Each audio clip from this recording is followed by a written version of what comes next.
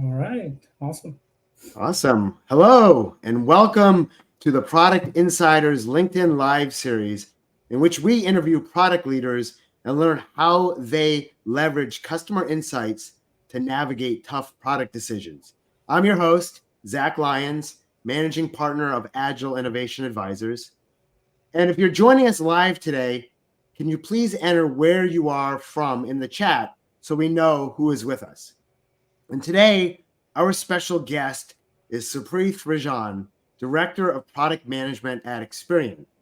And we'll be asking Supreeth some questions, but if you have any specific questions for Supreeth, please enter them in the chat and we'll get to them in a bit.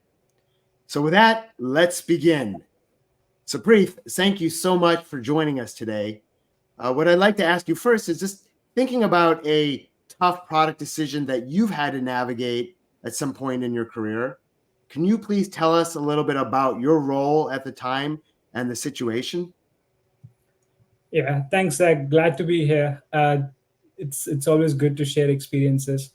It's a good question because I'll talk about one certain experience and a product I launched, and this was at a lead generation marketplace. So before I go into the exact example, my role back then was that of a product manager, and in the lead generation fintech marketplace, we were dealing with customers who wanted to solve their financial challenges, and on the other side you had lenders and partners who wanted to serve consumers. So in a nutshell, this was the industry and this was the play area. So in the lead generation marketplace, the challenge is always how do you best serve the consumers so that they can get their financial situation sorted out. And on the other side, you had lenders who wanted to serve those consumers, but they had a limited amount of solutions they could offer. So how do you connect these two folks, in an engaging way, and how do you make it all work? So I had these two audiences, so consumers, but in a broader sense, two set of consumers whom I had to handle. So one of the experiences what I'll share today is related to this. Okay. Yeah, classic like two-sided market, right? That you were trying to serve both That's sides of the correct. market. That is And correct. as far as your role, so you were the product manager responsible for the product that served both of those audiences. That's right. Okay. So yeah, and Yep. and we as a product team, this is a constant challenge. We try to acquire a consumer. We have spent the money. We have tried to acquire a consumer to say, hey, you're searching for a problem. You're trying to find a solution for a problem, and this could be things from I need money now. I have a cash crunch. I need to solve this financial situation.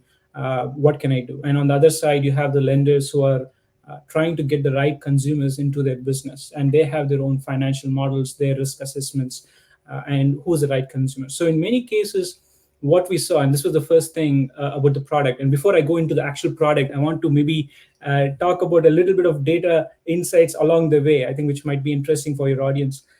Okay. We found that many consumers, they didn't get, in some cases, the solution they wanted. They would answer a bunch of questions and they would go and land on the partner's website or their offering, and they didn't have an offer. Could be a financial trade line. They didn't have enough, the right credibility, the right score, or the debt was too high. And on the other side, the lenders and the partners were also unhappy because they couldn't serve the consumers. And in the middle, here you were trying to connect these two people and trying to make sure, the person had a solution. This person could actually serve the person who needed a solution. So the data insight, the first one, which was interesting, is many people were either underserved or totally not at all served. They never Hmm. got an offer. And this was a few years back when money was still cheap, so you still had a lower rate. You had, borrowing was much easier. And now I think about it, I think it's even more important because it's even more challenging to get a loan, for example. So this was the first data insight: people going through different products, trying to find a solution, maybe a loan, but not getting it because they were either not qualified for it, or it was just not the right offer. It was too expensive for borrow. So that led to a series of other decisions and a product. Yeah. So interesting. I guess you were trying to match these up and it just wasn't matching. What did you do? Like what kinds of insights did you gather or how did you address this problem? Yeah. So the first thing we said. okay, so we have so many people going in, and we have so many people, we are acquiring so many consumers, uh, and we saw that they were not converting because they were not signing up for the partner side. So we then realized some of them were trying to get for example, they were trying to go for a personal loan because they wanted to solve the cash crunch. Some of them were trying to get a card maybe, but in some cases we realized there were other options the consumer were not aware of. So in case to solve a cash problem, loan might not always be the scenario. When we looked at the flow and how all the trade lines and all this of anonymous, uh, you saw based on credit factors and other metrics, you realized you could actually serve some of the consumers by a different product. So a consumer who's looking for a loan could probably be better served with a balance transfer card, for example, if Mm, you have $5,000 or $6,000.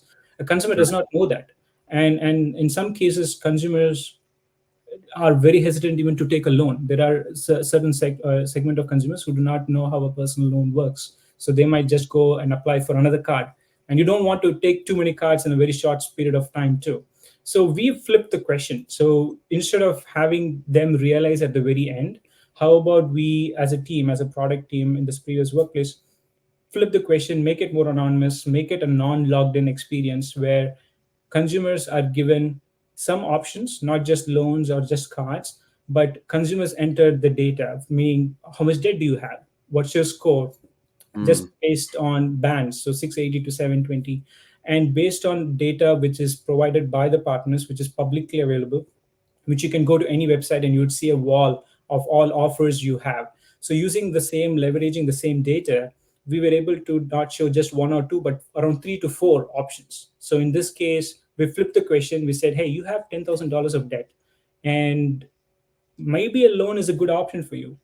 Maybe a credit card is a better option because you have a lot of credit card debt. So instead of them figuring out at the end based on what we saw, that was the first data insight, we flipped it and we said, let's put that question right at the beginning and let's show these options to them. If you have a home equity, do you know that you can tap into your home equity and how you would be benefited out of it, how it would lower your payment? So these kind of options were also shown. There was one other thing which we added, which was some consumers unfortunately were in such deep debt, but none of these options could work for them. So in some cases debt settlement or bankruptcy is the right choice. It might be a tough pill to swallow, but that's the right choice, so you had to sort of put it in front as an option.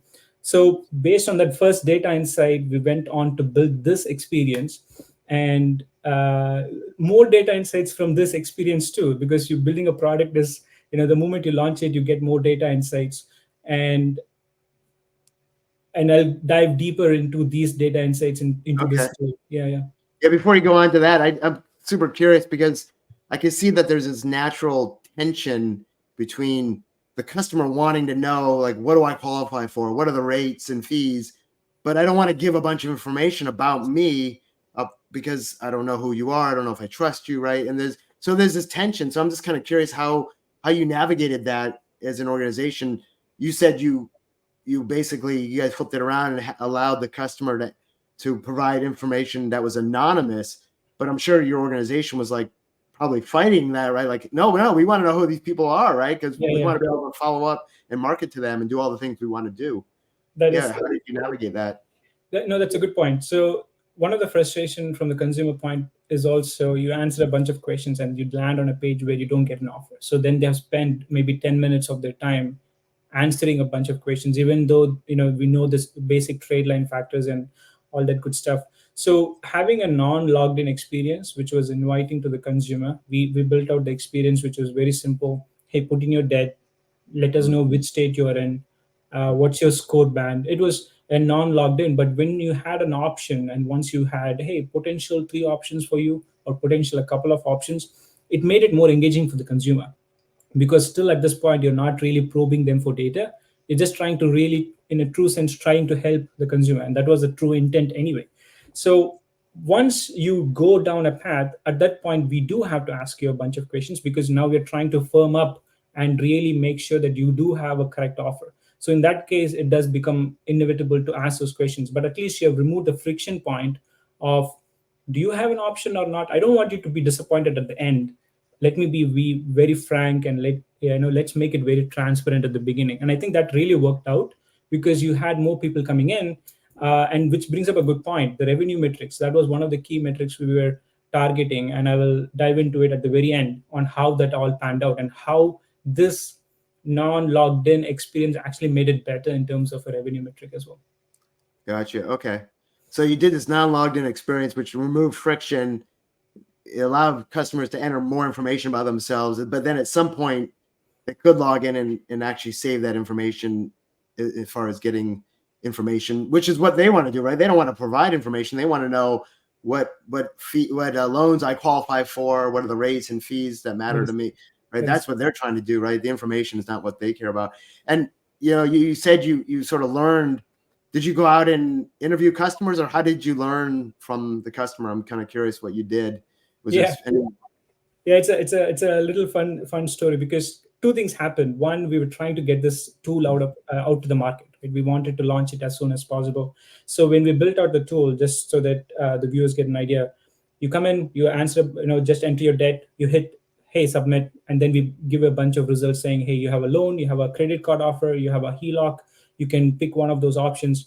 So we did two things. One, from my standpoint, I made sure we were looking at how the page was being interacted. It was a non-logged in experience, so the best I could see was how people were interacting on the page, what Mm-hmm, they were interacting with, and some assumptions. What we did, for example, when we launched it, we thought a dark theme would be good. We thought some fancy, circular graphics would be good. mm-hmm, uh, it so seemed people were finding it difficult to navigate, and we could see from all how the cursor was moving and how the eyeballs were on the page. In parallel, we did a UX research work. We had the snapshot sent and all the images and the mock-up sent for a closed loop feedback cycle, and it echoed the same thing. They said, "Hey, this graphics, this images are too tough." So, in terms of your research work and the feedback and the insight, that was the second insight. So, the first insight was building the tool and what led us to build the tool. The second insight was how was the tool being used. mm. So we realized it was not the most user-friendly tool, although value was there, and we decided to revamp it. So we, based on the actual user feedback and the research feedback, both of them coming in together, we launched a version 2 of the same website. And at this point, I think I have to mention the metric. We were targeting the spend on marketing, how much were we spending and how much we were getting back. I think for every $5 we spent, we were getting back $7 to $8. So it was still not a bad return. We were positive right off the bat. But then we launched version 2, and then things started to move even better. So you're spending $5 to acquire the customer, and you're getting 7 or so back. What was the result of version 2? What Yeah, happened when you did the research I assumed you implemented the recommendations and that you learned through the research. yes, and we did, we immediately launched a version 2. It took around 45 days to revamp it and send it out again. And this time we moved some of the clutter below the fold. So the moment you land on the screen, you don't see that. You just see basic graphics and basic images and exact text saying, "Hey, this is a lowest payment," or "This is the best offer," things of that sort, along with numbers. But we moved all the graphs and everything below the page so that you had to scroll to get it. It made it much easier for the consumer. So from $5 spend, getting $7 to $8, we shot up to $10 to $11. So our return from 7 to 8 moved up to anywhere between 9 to 11. So right there, that one metric was good indicator that consumers being acquired, they were engaging, and because we get paid by the partners on the other side, they were getting good quality. So you're trying to solve, so you sort out to solve the problem of the consumer, diverting the person to the right product, and on the other Mhm. side, you wanted the partner who's serving them getting the right lead and the right customer. So this one metric sort of indicates that both of them, it turned out to be a happy scenario. Both of them got what they wanted. But that was a result. That was the last implementation of the insight, which resulted in that win. Interesting. You basically doubled the return, going Yeah, from it was. $3 to almost $6. And the research, and then you talked about moving information down below the fold. Was there anything else? It sounds like to me there was this element of just sort of giving confidence to the consumer that this is the best rate they're going to get. I mean, but was there anything else that sort of stood out from the research that was like, oh, aha, that was an aha moment? Like, oh yeah, we didn't realize that was key, and now from the research we knew that, and so we executed version 2. Yeah, so I think a couple of other things in version 2, apart from making it simpler and easier to use, we made it very clear that because this was a non-logged in and very anonymized sort of proposal of what options you could get, we made it very clear, hey, this is an estimated savings. This is the estimated amount.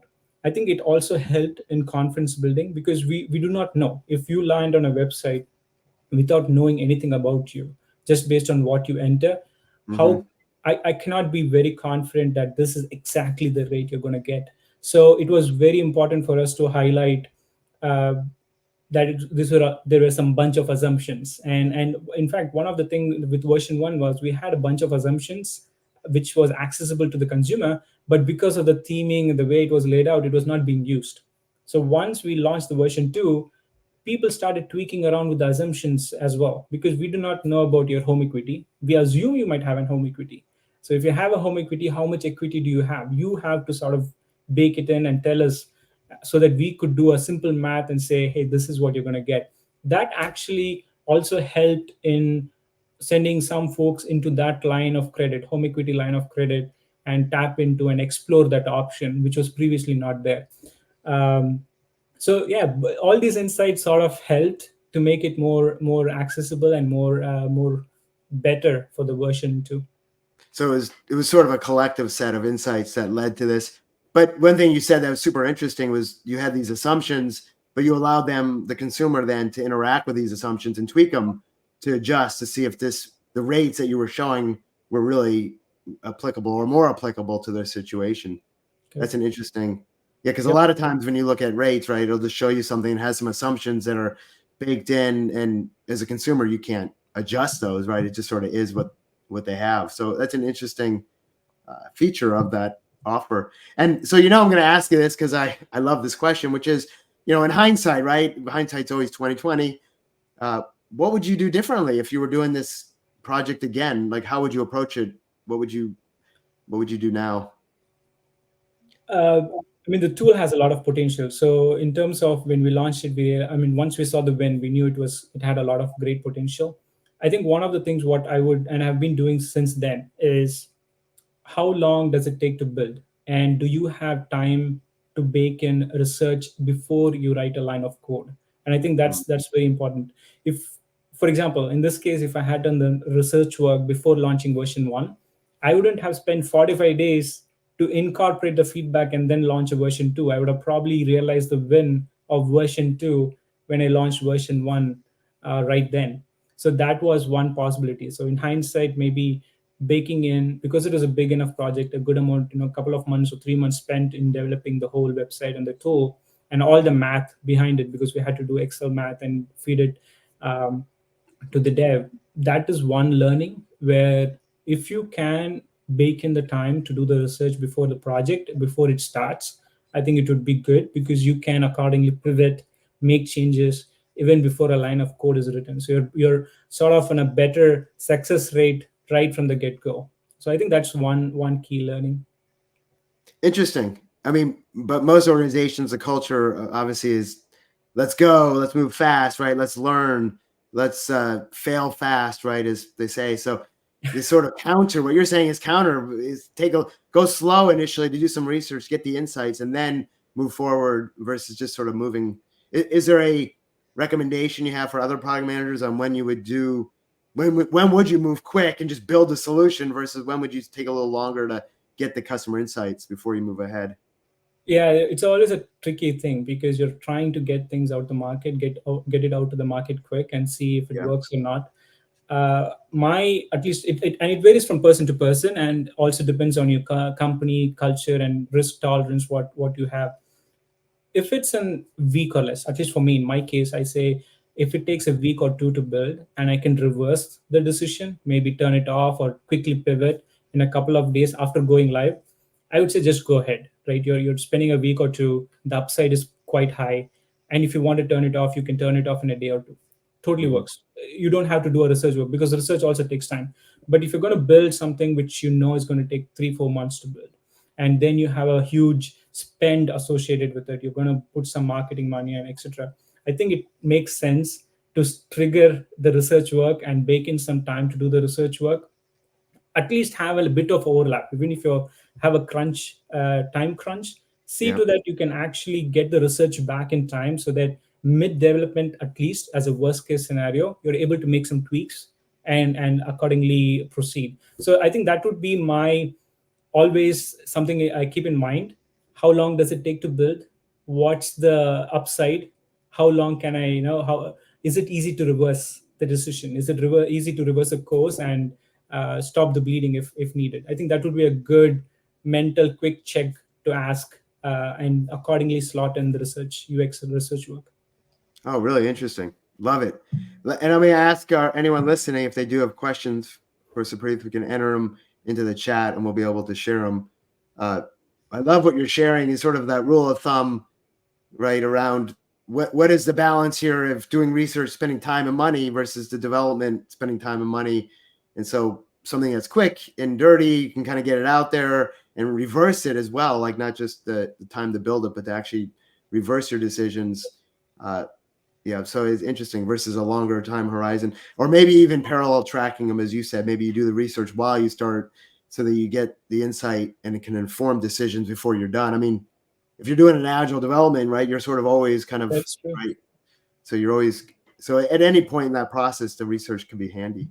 That is correct. I just Yeah, want to and see if in most cases, that's what's going to happen, because you're going to be pressed to deliver soon, and you're going to have a line of projects. You have your revenue targets to hit and all that good stuff. So, in most cases, that's what would happen. But if you're able to plan it well, and if you're able to bake it in the right way, I think you will get the benefit out of it. At least you will go into the project with more confidence, or at least have enough time to tweak what you need to do before you get it live. So highly recommend for big projects at least. Yeah.